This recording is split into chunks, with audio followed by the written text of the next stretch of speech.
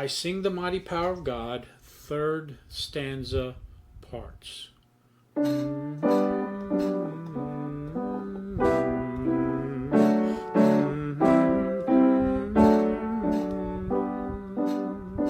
There's not a plant or flower below that makes thy glories known, and clouds nor rise and tempests blow by order from thy throne, while all that borrows life from thee is ever in thy care.